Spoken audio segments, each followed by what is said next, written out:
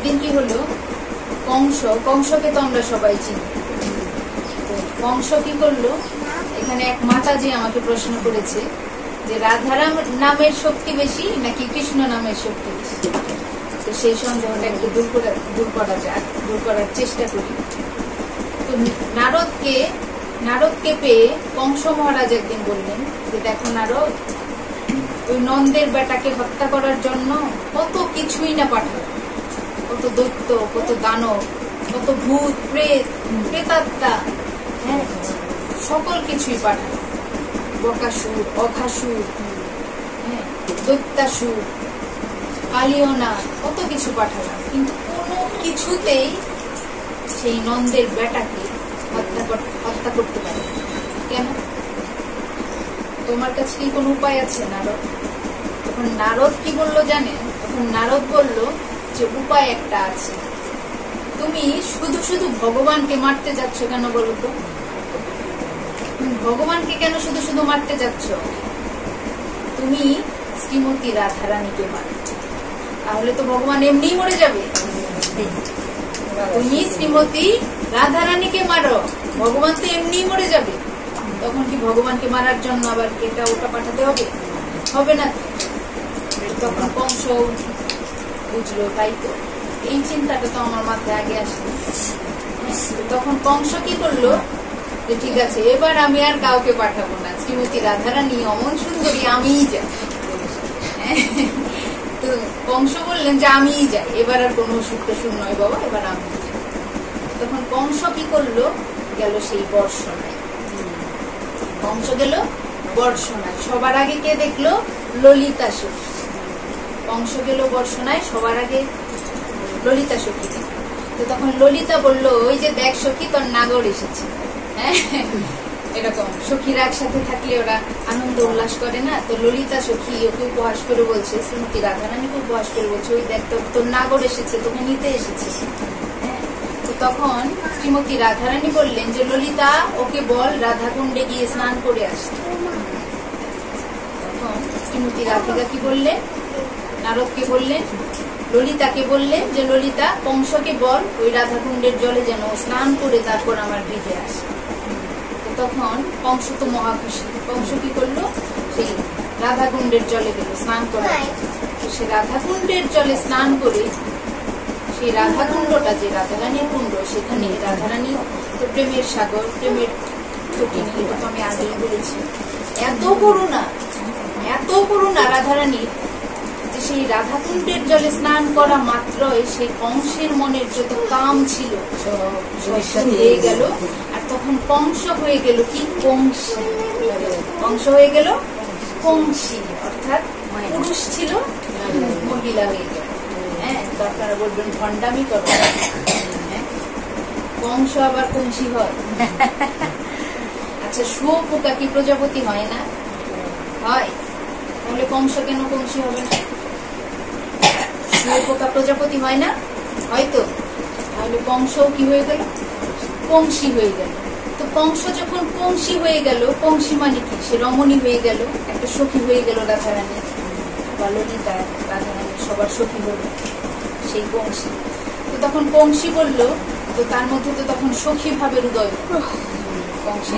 তখন শ্রীমতী রাধারানীকে কংসী গিয়ে বলল, ওগো রাধে, তুমি সব সখীকেই তো তোমার সেবায় নিযুক্ত করেছ, বলে আমাকেও একটা সেবা দাও, আমাকেও একটা সেবা দাও। তখন রাধারানী আর সেই ললিতা সখী দুজনে মিলে একটা কুবুদ্ধি আঁকলো। কুবুদ্ধি এঁকে তোর ওরা দুজন মিলে চিন্তা করলো যে চল নারদকে গোবর ফালানোর কাছে, হ্যাঁ, কংসকে। তখন কংসকে ডেকে বললো যে কংসী, আমাদের এখানে সব সখী তো সেবায় নিযুক্ত, কিন্তু যে আমাদের যে গাভী বৎসগুলো আছে না, এদের গোবর গুলো ফেলার জন্য কোনো সখী নেই। তো তুমি কি এই কাজটা করবে? তুমি কি এই সেবায় নিযুক্ত হবে? তখন কংসীর আর কি উপায়? কংসী মনে মনে ভাবলো সবকিছুই রাধারানীর ইচ্ছা, রাধারানী যদি এটাই চায় তবে এটাই হবে। তখন কি করলো, এভাবে একদিন দুদিন করে 6 মাস কেটে গেল। সেই কংসী কি করলো, শ্রীমতী রাধারানীর গোয়াল ঘরই পরিষ্কার করছে, গোয়াল ঘরই পরিষ্কার করছে। তো এদিকে যদি সেই কংসী যদি শ্রীমতী রাধারানীর সখী হয়ে যায়, আর যদি এই গোয়াল ঘরে পরিষ্কার করে, আর ওরা সব সখীরা যুগল হয়ে যখন যমুনার ধারে বসে তখন যদি ওই কৃষ্ণের গুণগানই করে, তাহলে ভগবান লীলাটা দেখাবে কখন? ভগবানেরও তো লীলা দেখাতে হবে, হবে না? তখন সেই শ্যাম সুন্দর নিজে আসলেন বর্ষণায়। কোথায়? বর্ষণায় আসলেন সেই রাধারানীর গৃহে। তো তখন রাধারানীর গৃহে এসে শ্যাম সুন্দর বলছেন যে ওগো রাধে, তুমি এবার কংসীকে মাপ দাও, এবার কংসীকে তুমি ছেড়ে দাও। কংসীকে যদি তুমি এইভাবে তোমার সেবায় নিযুক্ত করো, তাহলে আমি আমার লীলাটা প্রকাশ করবো কিভাবে, আর জগতে প্রচার হবে কিভাবে আমার লীলাটা? কারণ কংসকে যে বধ করবো আমি, হ্যাঁ, আর একের পর এক কংসের সাথে যে লীলাটা আমি করবো, সেই লীলাটা তো জগৎবাসী দেখবে। তাহলে তুমি এক কাজ করো, তুমি কংসীকে ছেড়ে দাও। তো তখন শ্রীমতী রাধারানী আবার করুণা করে, ওই যে তিনি প্রেমের সাগর, করুণার সাগর, করুণা করবেন, করুণা করে কংসীকে ছেড়ে দিলেন। আর কংস কোথায়? ফিরে গেল। এই কংস কি পারলো রাধারানীকে মারতে? পারলো না। কিন্তু সে যদি রাধারানীকে হত্যা করতে পারত, ভগবান তো আপনা আপনি। এটা হচ্ছে শ্রীমতী রাধারানীর একটি করুণা। রাধারানী হচ্ছে প্রেমের সাগর। এই পৃথিবীতে সকল কিছুই আগে এসেছিল, কিন্তু প্রেমটা আসে। এই প্রেমটা আসলে আনলো কে? স্বয়ং শ্রীমতী রাধারানী। রাধারানীর এত প্রেম, এত প্রেমের ধারা, এত প্রেম, সেটা মুখ দিয়ে বলে বোঝানো। এই রাধা নামের মধ্যে এত প্রেম। যদি কেউ একবার রাধে রাধে বলে, তার শত সহস্র কোটি কৃষ্ণ বলার চেয়েও বেশি হয়ে যাবে যদি কেউ একবার রাধে রাধে বলে। তো একদিন কি হলো, রাধারানী সকল সখীদের সঙ্গে নিয়ে যমুনার তীরে গেল। যমুনার তীরে খেলাধুলো করে ওরা গেল কোথায়? সেই রাধাকুণ্ডের। রাধাকুণ্ডের তীরে গিয়ে দেখুন রাধারানীর কি কৃপা, রাধারানী কি করুণা করে আমাদের প্রতি, আমাদের ভক্তদের প্রতি কেমন করুণা করে শ্রীমতী রাধারানী। তো সেখানে দেখলো একটি শ্রীগাল মরে আছে। শ্রীগাল, শ্রীগাল মানে কি? শিয়াল। শিয়াল। তো সে রাধাকুণ্ডের তীরে কি হলো, একটি শ্রীগাল মারাই গেছে, হ্যাঁ, মৃত্যু কোলে ঢুকে পড়েছে, সে শুয়ে আছে।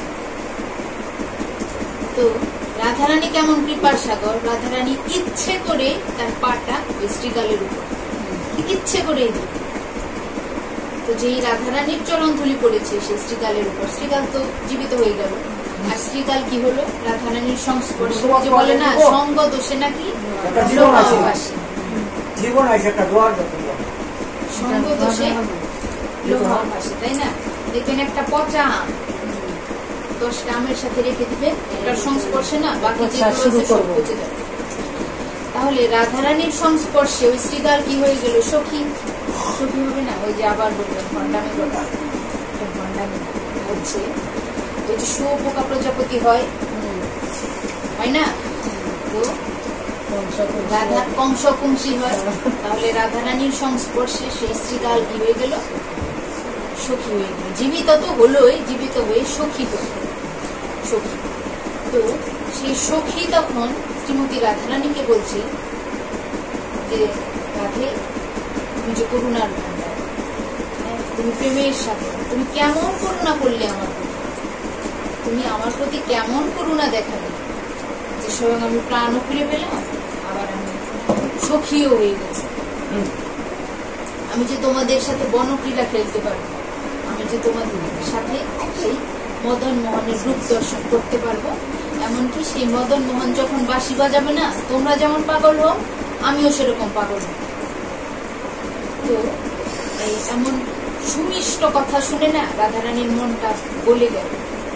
তখন শ্রীমতী রাধারানী বললেন যে ওরে সখী, তুই এবার আমার কাছে একটা বর চা, তুই এবার আমার কাছে একটা বর চেয়ে নে, তোর মনের যা ইচ্ছা তুই চা।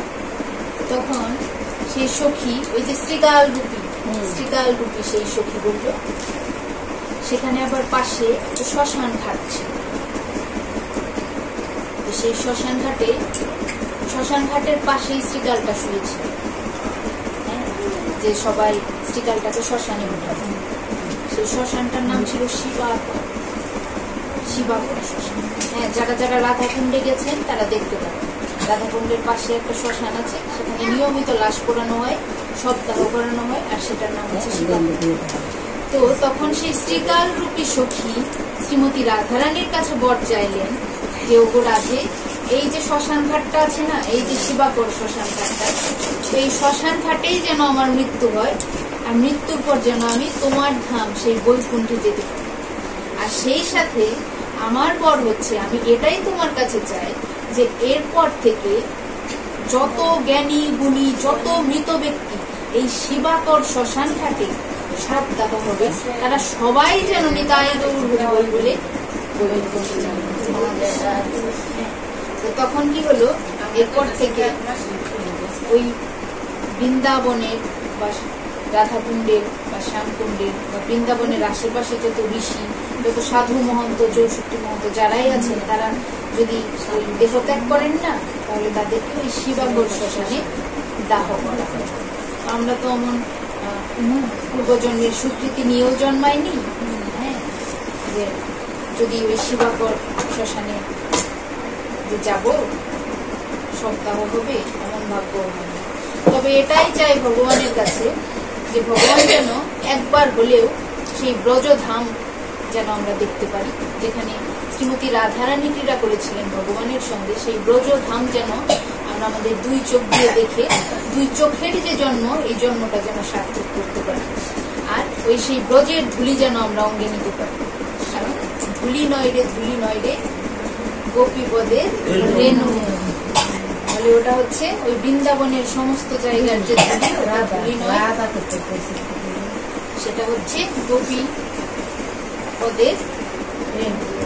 তাহলে ভগবান সেই শ্রীমতী রাধারানী কি করলেন, এভাবেই সেই শ্রীকাল রূপী সখীকে উদ্ধার করলেন। আর ওই যে এরপর থেকে যারাই কিনা যত পুণ্যবান ব্যক্তি মারা যায় বা দেহত্যাগ করে, তারা কি করে, সেই রাধারানীর ধামে যাওয়ার জন্য তারা সেই শিবাকর শ্মশানে সপ্তাহ করিয়ে